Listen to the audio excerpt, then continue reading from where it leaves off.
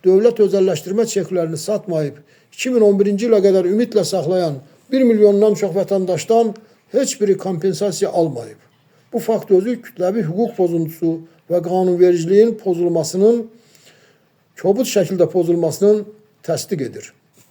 Bu mümkün deyil ki, dövlət özəlləşdirmə çekləri cənab prezidentin fərmanına uyğun olaraq cavabdeh idarə, əmlak məsələləri dövlət xidməti tərəfindən qanunvericiliklə nəzərdə tutulan qaydada dövriyyədən çıxarılsın və bundan həmin çekləri ümidlə saxlayan 1 milyondan çox vətəndaşdan birinin belə xəbəri olmasın. Bütün bunlar onu göstərir ki, həmin çeklər dövriyyədən çıxarılmayıb və onlarla bağlı 1 illik iddia müddəti işləməyə başlamayıb. 3. Bakı Apellyasiya Məhkəməsi dövlət özəlləşdirmə çeklərinin hansı qanunvericilik aktı və ya inzibati aktı ilə dövriyyədən çıxarıldığını araşdırmadan qərar qəbul edərək qanunvericiliyi pozdu. Belə ki, Bakı Apellyasiya Məhkəməsi yuxarıda qeyd edilən faktları düzgün qiymətləndirə bilmədiyi kimi, qanunla vətəndaşları haqqı olan informasiyanın dövlət özəlləşdirmə çeklərinin dövriyyədən çıxarılması barədə elanın mətbuatda dərc edilib edilmədiyini və hansı qanunvericilik aktı ilə dövlət özəlləşdirmə çeklərinin dövriyyədən çıxarılması haqqında məlumatların məhkəməyə və vətəndaşlara verilməsi barədə vəsatəti təmin etməyərək işi araşdırmaq istəmədiyini təsdiq etdi və bununla qanunvericiliyi ədalətli məhkəmə araşdırması hüququnu pozdu. Çünki heç bir rəsmi sənədə əsaslanmadan şifahi olaraq deyilmiş dövlət özəlləşdirmə çekləri dövriyyədən çıxarılıb ifadəsinin qəbul edilməz olduğunu dəfələrlə dilə gətirsək, əksini sübut etsək də bunlar Apellyasiya Məhkəməsi tərəfindən nəzərə alınmadı. Belə ki, Bakı Apellyasiya Məhkəməsi qanunvericilikdə nəzərdə tutulan qaydaları pozaraq iddiaçıların təqdim etdiyi sənədlərə və faktlara heç bir hüquqi qiymət verməyərək qanunlara zidd olaraq dövlət özəlləşdirmə çeklərinin dövriyyədən çıxarıldığını qəbul etdi. Və bunu qəbul edərkən də heç bir rəsmi sənədə və qanunvericilik aktına əsaslanmadı. Təkcə cavabdeh idarənin nümayəndəsinin məhkəmədə şifahi qaydada dediyi, dırnaq içərisində dövlət özəlləşdirmə çeklərinin dövriyyədən çıxarılıb sözünə əsaslandı. Və bu səbəblə zərərin tələb olunması ilə bağlı 1 illik iddia müddətinin ötürüldüyünü qəbul etdi. Hesab edirik ki, bu qəbul edilməzdir. Qeyd edək ki, İnzibati Prosessual Məcəllələrin 14-cü maddəsində deyilir ki, mübahisələndirilən inzibati aktı qəbul etmiş inzibati orqan həmin aktın qəbul edilməsini zəruri edən faktiki şərtlərin mövcudluğunu sübut etməlidir. Burada əsas məsələ ondan ibarətdir ki, dövlət özəlləşdirmə çeklərinin dövriyyədən çıxaran normativ hüquqi akt olmadığı kimi heç inzibati akt da yoxdur. Olmayan aktın isə qəbul edilməsini zəruri edən faktiki şərtlərin mövcudluğunu sübut edilməsi isə bir mənalı olaraq qeyri-mümkündür. Bu səbəbdən də Bakı Apellyasiya Məhkəməsinə cavabdeh idarə heç bir rəsmi sənədi təqdim etmir. Apellyasiya Məhkəməsi isə qanunvericiliyi tam pozaraq, şifahi sözə əsaslanaraq öz qərarında 1 illik kompensasiya tələb etmə müddətinin keçdiyini qeyd edir və işin məhkəmə qaydasında araşdırılmasından imtina edir. Dostlar, Facebook'da özəlləşdirmə çekləri qrupu var və orada 41 mindən çox ailə var. Ancaq hər paylaşanda ancaq 100 adama xəbər çatır. Bu səbəbdən hamınızdan xahiş edirik. Facebook'da özəlləşdirmə çekləri qrupunda paylaşın. Həm də mütləq dostlarınızla WhatsApp'la paylaşın. Paylaşın dostlar. Dostlar, hamı paylaşsın ki, birləşək. Haqqımızı birlikdə tələb edək. Davam edək. 4.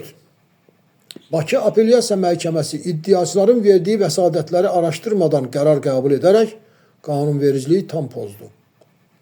Belə ki, məhkəmə prosesi zamanı iddiaçılar və onların vəkilləri tərəfindən vəsatətlər ilə Bakı Apellyasiya Məhkəməsindən xahiş olundu ki, iddiaçıların cavab ala bilmədikləri aşağıdakı suallara cavabdeh idarə, əmlak məsələləri dövlət xidməti rəsmi qaydada cavab versin.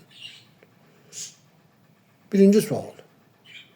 Prezidentin fərmanı ilə dövlət özəlləşdirmə çeklərinin 1 yanvar 2011-ci ildə tədavül və tədiyyə vasitəsi kimi istifadəsi başa çatmasına baxmayaraq, onlar hələ də dövlət qiymətli kağızı olaraq qanunvericiliklə dövriyyədədirmi? İkinci sual. Əgər dövlət özəlləşdirmə çekləri dövriyyədən çıxarılıbsa, cənab prezidentin 2004-cü il tarixli 75 sayılı fərmanının 1.2-ci bəndinin göstərdiyi qanunvericilik qaydası nə vaxt qəbul olunub və bu qayda harada yazılıb? Üçüncü sual, qanunla dövlət özəlləşdirmə çeklərinin dövrədən çıxarılması barədə hər hansı qəzetdə elan verilibmi? Hətta Bakı Apellyasiya Məhkəməsində keçirilən iclas zamanı belə cavabdehin nümayəndələri bu suallara cavab verməkdən imtina etdilər. Belə ki, həmin nümayəndələr bu suallara ancaq iddia mümkün sayılıb baxışa qəbul edildiyi zaman cavab verəcəklərini bildirərək məhkəmə qarşısında şərt qoydular. Bakı Apellyasiya Məhkəməsində işə baxan hakimləri də məhz bu belə olmalıdır deyərək həmin nümayəndələrlə razılaşdılar və təbii ki, qanunvericiliyi, informasiyanın, məlumatların əldə edilməsi barədə iddiaçıların hüquqlarını kobud şəkildə pozdular. Hesab edirik ki, bu qəbul edilməzdir. Məhz informasiya əldə etmək haqqında Azərbaycan Respublikasının qanununun 6-cı maddəsində deyilir ki, informasiya əldə olunmasının əsas prinsipləri aşağıdakılardır. 6.1.7 İnformasiya əldə etmə hüququnun dövlət tərəfindən qorunması, o cümlədən məhkəmə yolu ilə müdafiəsi. 6.1.9 İnformasiya əldə etmə hüququnun pozulmasına görə informasiya sahiblərinin məsuliyyət daşıması. Göründüyü kimi, Bakı Apellyasiya Məhkəməsi mübahisənin müəyyən olunmuş faktiki hallarına hüquq normalarını da düzgün tətbiq etməmişdir. 5. Bakı Apellyasiya Məhkəməsi İnzibati Prosesual Məcəllənin 35.1-ci maddəsini kobud şəkildə pozub. Üzr istəyirəm.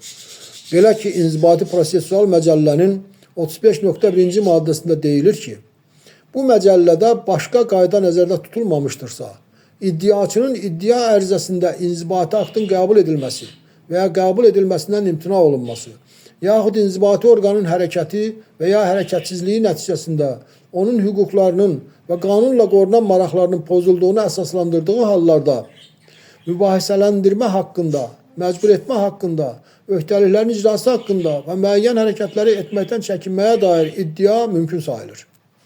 Lakin Bakı Apellyasiya Məhkəməsi İnzibati Prosesial Məcəllənin 35.1-ci maddəsinin imperativ tələbini pozub. 6. Bakı Apellyasiya Məhkəməsi Mülki Məcəllənin 1078-27.3-cü və digər maddələrini kobud şəkildə pozub.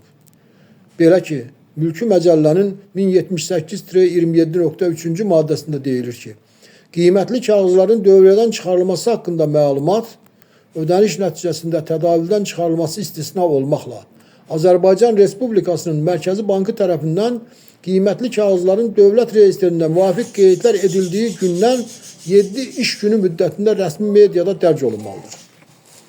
Həmin məcəllənin 1070-27.5-ci maddəsində deyilir ki, qiymətli kağızların dövriyyədən çıxarılması bu barədə müvafiq məlumat dərc edildikdən sonra həyata keçirilir. Həmin məcəllənin 1078-27.6-cı maddəsində deyilir ki, qiymətli kağızların dövrədən çıxarılması qaydaları Azərbaycan Respublikasının Mərkəzi Bankı tərəfindən müəyyən edilir. Göründüyü kimi, qiymətli kağızın dövrədən çıxarılması üçün mətbuatda elanın dərc olunması qanunvericiliyin imperativ tələbidir. Məhz həmin elan dərc olunandan sonra 1 illik kompensasiya tələb edilmə müddəti işləməyə başlayır. Lakin məlum olduğu kimi, bu barədə mülki məcəllədə imperativ qaydada tələb edilən elan mətbuatda dərc olunmayıb. Başqa bir ifadə ilə 1 illik kompensasiya tələb etmə müddəti işləməyə başlamayıb ki, bitmiş olsun. Göründüyü kimi, məhkəmə bu faktları araşdırmadan qərar qəbul edərək qanunvericiliyi, o cümlədən iddiaçıların hüquqlarını pozub. Əgər dövlət özəlləşdirmə çekləri mülki məcəllə ilə nəzərdə tutulan qaydada dövrədən çıxarılmayıbsa və dövrədən çıxarılması barədə 8 fevral 2004-cü il tarixində Ədliyyə Nazirliyinin mətbuata verdiyi məlumatda deyildiyi kimi, heç bir qanunvericilik aktı mövcud deyilsə, demək ki, kompensasiya tələb etmə hüququ üzrə 1 illik iddia müddətinin keçdiyinin qəbul olması qanunvericiliyə tam ziddir. Dostlar, Facebook'da özəlləşdirmə çekləri qrupu var. Bu arada 41 mindən çox ailə var. Ancaq hər paylaşanda ancaq 100 adama xəbər çatır. Bu səbəbdən hamınızdan xahiş edirik. Facebook'ta özelleştirme çekleri grubunda paylaşın. Hem de mütləq dostlarınızla WhatsApp'ta paylaşın. Dostlar, hamı paylaşsın ki birləşək, haqqımızı birlikdə tələb edək və davam edək.